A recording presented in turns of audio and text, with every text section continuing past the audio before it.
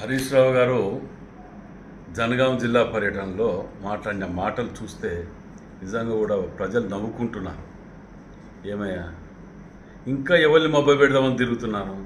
మేము వచ్చి 100 రోజులు కాలే, 10 ఏళ్ళు చేసినారు, 5 ఏళ్ళు చేసినా కానీ మేము మొన్ననే వచ్చినాం కదా అని మాట్లాడినా మీరు 180 మంది చనిపోయినరు. ఎక్కడ ఇంటే నవ్వుతారా? ఎవరిని రెచ్చగొడతానో? తెలంగాణ ఉద్యమం అప్పుడు కూడా ఈ విధంగానే రెచ్చగొట్టి విద్యార్థులను బలి తీసుకున్న ఎదవ నువ్వు ఇలా 180 మంది చెప్తావు, చూపిస్తావా లెక్క? ఏం మాట్లాడుతున్నావు? మీరు చేసిన పాపం, మీ పాలకుల పాపం వల్ల ఈ దౌర్భాగ్యం. ఇది కాళేశ్వరం మీ పాపం కాదా? మొన్నటి వరకు మీ మరదలు వచ్చి చెప్పిపోయి మరదలు వచ్చి ఆడాలని రెచ్చగొడతాడట. ఏం చేసిందనే? సీసాలు అమ్మి, దొంగ సీసాలు అమ్మి చేసినందుకంటదా? వచ్చి ఉద్యమం చేయనుండనా? మాట్లాడతాను కూడా అర్థం పర్థం లేకుండా నోటికి ఇంకా అధికారంలో ఉన్నారు అనుకుంటున్నారా? వీడ మొత్తం వెళ్తానే మీ చిట్ట గింత అసలు చెప్పిన లేనన్ని పాపాలు చేసినవి ఉన్నాయి. మీ కుటుంబానికి జిల్లాలో ఉండవలసిన పరిస్థితి ఇలా తెలంగాణ 7 లక్షల కోట్ల అప్పులు జరిగినాయి అంటే కారణమే మీ కుటుంబం. మీరు ఇంత దౌర్భాగ్యం చేసి ఏ ముఖం పెట్టుకొని వచ్చినవే? 100 రోజులైంది, 6 స్కీములలో ఏది ఇంప్లిమెంట్ కాలేదట. కళ్ళు ఉండి కబోదివి నువ్వు. ఇలా మహిళలు బస్సులలో తిరుగుతుంటారు.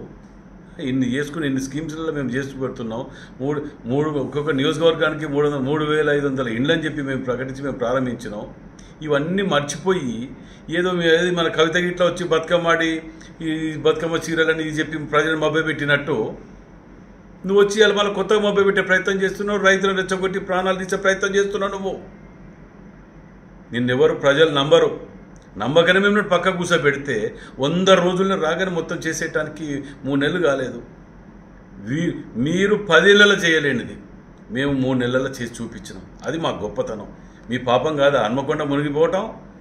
మీ మామ మీ బావ వచ్చి ఇక్కడ కూర్చొని వాగ్దానాలు చేసిపోయి మర్చిపోయాను అనుకుంటారా? ఒక్కొక్కరి కుటుంబానికి 10,000 ఇస్తామని చెప్పి హన్మకొండ ముంచిపోయారు మీరు. వరంగల్ జిల్లాని చెప్తున్న ఇయ్యాల ప్రజలారా మీరు కూడా గమనించండి.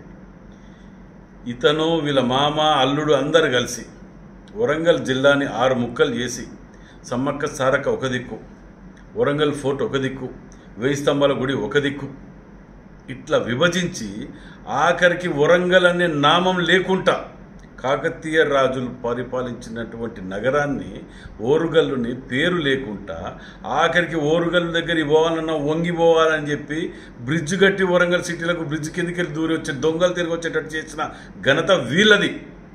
వరంగల్లో ఉన్న ఆస్తులని సెంట్రల్ జైలు కుదపెట్టి అప్పు తెచ్చుకొని పారిపోయిన దొంగలు వీళ్ళు రైతుల పంటల గురించి మాట్లాడుతున్నారా? రైతుల పంటల పాపం మీది కాదా? అది కాళేశ్వరంలో 1,00,000 కోట్లు తిని దాన్ని కూలిపోతుంటే గేటు తెలితే ఏడదీయాలి. బుద్ధి ఉండాలి మాట్లాడటానికి కూడా. ఏది దొరికితే ఏది మాట్లాడినా ఆ రోజు అసెంబ్లీ కూడా అట్టే మాట్లాడి మాకు విచిత్రం అనిపించింది. ఆఖరికి డిస్ప్లే చేస్తారు స్క్రీన్కో బాయ్ని పెడితే కూడా బాయ్ కేసీఆర్ బిల్లులో పెట్టి అలవ్ లేదంటాడు. దొంగతనాలు బయటపడతాయని. ఇలాంటి వ్యక్తి ఈ మాట్లాడుతుంటే విచిత్రం అనిపిస్తుంది. దానితో దయాకర్ రావు గారు అరే మేము వచ్చి సరిగ్గా 100 రోజులైంది, దానికి అని ఇన్ని చేసిందని అప్రిషియేట్ చేయకుండా మేము బాధపడకపోతున్నాం. ఇలా మాట్లాడకపోతున్నాను. నేను అప్రిషియేట్ చేయకున్నా ఉల్టా అభాండాలతోటి ఏదో కొంపలు ముచ్చుకుపోయింది, ఏదో అయిపోయింది, ఇది చేసిండు అది చేసిండు కాంగ్రెస్ వాళ్ళు అట్లా చేసిండని మాట్లాడి సిగ్గుండాలే. అంటే ఇవన్నీ మాట్లాడటం వల్ల మీరు చేసిన పాపాలన్నీ ముందుకు రావనుకుంటున్నారేమో. మీ పాపాల చిట్ట ప్రతి మినిట్ టు మినిట్ ఎక్కడెక్కడ ఎన్ని కోట్లు ఎన్ని లక్షల కోట్లు మీరు తిని తెలంగాణని నట్టేట ముంచిర్రో. అసలు తెలంగాణ ద్రోహులు ఫస్ట్ మిమ్మల్ని ప్రజలు రాళ్లతోటి కొట్టాలే.